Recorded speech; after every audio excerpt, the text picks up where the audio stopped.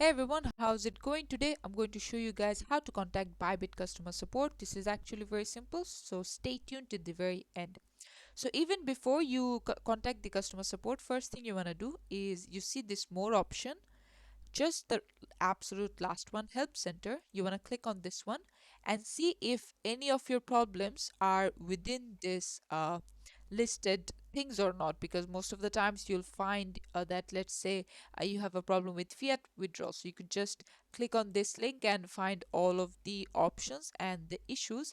But if you still need to talk to someone, then what you need to do is you see a headphone option at the bottom right. You want to click on this, and then you want to click on start asking, and let's say how to change my BTC to let's say Ethereum, right?